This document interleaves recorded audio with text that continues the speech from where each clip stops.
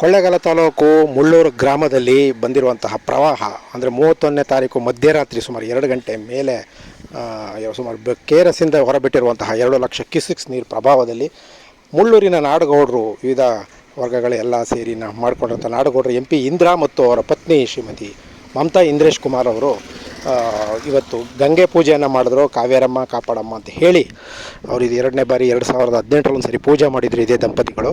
ಹಾಗಾಗಿ ಗ್ರಾಮದಲ್ಲಿ ಎಲ್ಲ ಸೇರಿ ಎಲ್ಲ ವರ್ಗದವರು ಮತ್ತು ಎಲ್ಲ ಮುಖಂಡರುಗಳು ಮತ್ತು ಮಹಿಳೆಯರು ಮಕ್ಕಳು ಎಲ್ಲ ಸೇರಿ ಊರಿಗೆ ನುಗ್ಗಿರುವಂತಹ ಕಾವೇರಿ ಪ್ರವಾಹದಿಂದ ಯಾವುದೇ ಅನಾಹುತಗಳಾಗಲಿ ಮತ್ತು ರೈತರಿಗೆ ಮುಂದಕ್ಕಾದರೂ ಒಳ್ಳೆಯದಾಗಲಿ ಮತ್ತು ಕೆರೆ ಕಟ್ಟೆಗಳು ಕಾವೇರಿ ಶಾಂತಿಯುತವಾಗಿ ಹರಿಲಿ, ನಮಗೆ ಮಳೆ ಬೆಳೆ ಸರಿಯಾದ ಸಮಯಕ್ಕಾಗಲಿ, ಈ ಪ್ರವಾಹದಿಂದ ಯಾವುದೇ ಥರ ತೊಂದರೆ ಆಗದಿರಲಿ ಅಂತ ಹೇಳಿ ಭಗವಂತನಲ್ಲಿ ಪ್ರಾರ್ಥನೆ ಮಾಡಿ ಗಂಗೆ ಪೂಜೆಯನ್ನು ಮಾಡುವುದರ ಜೊತೆಗೆ ಅವರು ತುಂಬ ಸಾಂಪ್ರದಾಯಿಕ ತಮ್ಮ ಧಾರ್ಮಿಕ ಭಾವನೆಗಳನ್ನು ಇಲ್ಲಿ ಪೂಜೆ ಸಲ್ಲಿಸುವುದರ ಮೂಲಕ ಮಾಡಿದರು. ಈ ಸಂದರ್ಭದಲ್ಲಿ ವಿವಿಧ ಗ್ರಾಮಗಳಿಂದಂತಹ ಅನೇಕ ಮುಖಂಡರುಗಳು ಮತ್ತು ಮಹಿಳೆಯರು ಹೆಚ್ಚಿನ ಸಂಖ್ಯೆಯಲ್ಲಿದ್ದರು ಮತ್ತು ಮಕ್ಕಳು ಇದ್ದರು ಮತ್ತು ಗ್ರಾಮದ ವಿವಿಧ ವರ್ಗಗಳ ಮುಖಂಡರುಗಳಿದ್ದರು. ಹಾಗಾಗಿ ಈ ಪೂಜೆಗೆ ಒಂದು ಅರ್ಥಗರ್ಭಿತವಾದಂತಹ ಪೂಜೆ, ಸಾಂಪ್ರದಾಯಿಕವಂತಹ ಪೂಜೆ, ಭಾರತೀಯ ಸಂಸ್ಕೃತಿಯನ್ನು ಬಿಂಬಿಸುವಂತಹ ಪೂಜೆ, ಗಂಗೆ ಪೂಜೆ ಅತ್ಯಂತ ಸರ್ವಶ್ರೇಷ್ಠವಾದಂತಹ ಪೂಜೆ.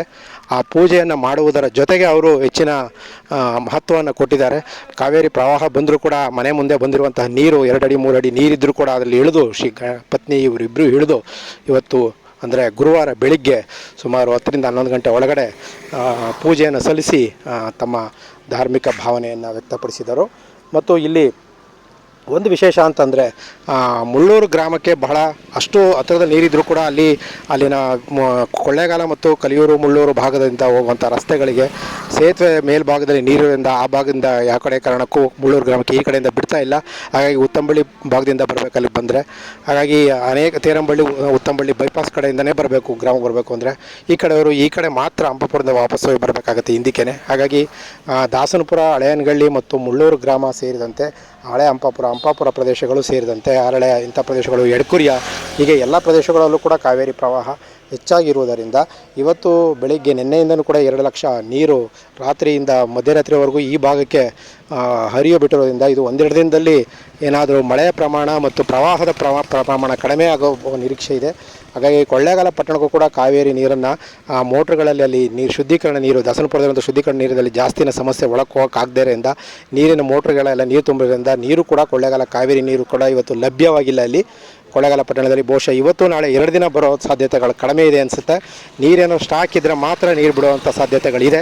ಹಾಗಾಗಿ ಮುಳ್ಳೂರು ಗ್ರಾಮದಲ್ಲಿ ಇವತ್ತು ಗ್ರಾಮದ ನಾಡಗೌಡರಂಥ ಇಂದ್ರೇಶ್ ಕುಮಾರ್ ಅವರು ತಮ್ಮ ಪೂಜೆ ಸಲ್ಲಿಸುವುದರ ಮೂಲಕ ಭಕ್ತಿ ಭಾವಗಳನ್ನು ಮೆರೆದರು. ಮತ್ತು ದಂಪತಿಗಳು ಇದೇನು ಹೊಸದಾಗಿ ಪ್ರಾರಂಭ ಮಾಡಿಲ್ಲ, 2ನೇ ಬಾರಿ ಮಾಡ್ತಾ ಇರೋದು. ಕಳೆದ ವರ್ಷ 2018ರಲ್ಲಿ ಬಂದಂಥ ಪ್ರವಾಹದಲ್ಲೂ ಕೂಡ ಅವರು ಗಂಡ ಹೆಂಡ್ತಿರು ಶ್ರೀಮತಿ ಅವರಿಬ್ಬರು ಶ್ರೀಮತಿ ಮಮತಾ ಹಾಗೂ ಶ್ರೀಮತಿ ಇಂದ್ರೇಶ್ ಕುಮಾರ್ ಅವರಿಬ್ಬರು ಸೇರಿ ಜೋಡಿಗಾಗಿ ಗಂಗೆ ಪೂಜೆಯನ್ನು ಮಾಡಿದ್ರು. ಗಂಗೆಗೆ ತಮ್ಮ ಹರಕೆಯನ್ನು ಸಲ್ಲಿಸಿದ್ರು. ಗಂಗೆ ಪೂಜೆ ಮಾಡುವುದು ನಮ್ಮ ದೇಶದ ಅತ್ಯಂತ ಶ್ರೇಷ್ಠವಾದಂತಹ ಪೂಜೆ.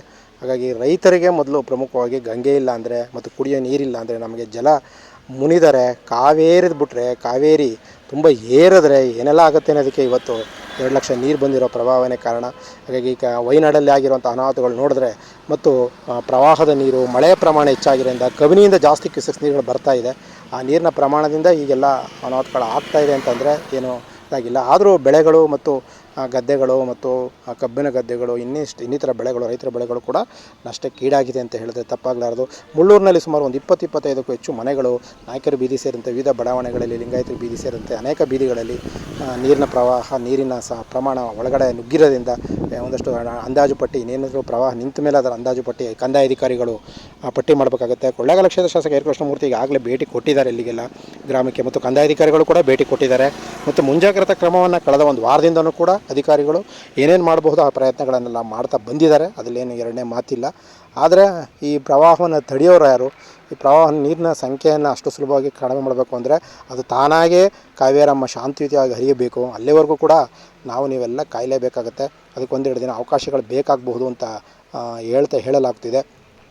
ಒಟ್ಟಾರೆ ಕಾವೇರಿ ನೀರಿನ ಪ್ರಭಾವ ಇನ್ನಷ್ಟು ಹೆಚ್ಚುತ್ತಿರೋದ್ರಿಂದ ಯಾವ ಸಂದರ್ಭದಲ್ಲಿ ಏನಾಗುತ್ತೆ ಅನ್ನೋ ಬಗ್ಗೆ ಮುನ್ನೆಚ್ಚರಿಕೆ ಕ್ರಮ ಜರುಗಿಸಿ. ಮತ್ತೊಂದು ಸುದ್ದಿಯೊಂದಿಗೆ ಪಬ್ಲಿಕ್ ಪವರ್ ನಮ್ಮ ಯೂಟ್ಯೂಬ್ ಚಾನಲ್ ಒಮ್ಮೆ ಸಬ್ಸ್ಕ್ರೈಬ್ ಮಾಡಿ, ಬೆಲ್ ಐಕಾನ್ ಪ್ರೆಸ್ ಮಾಡಿ.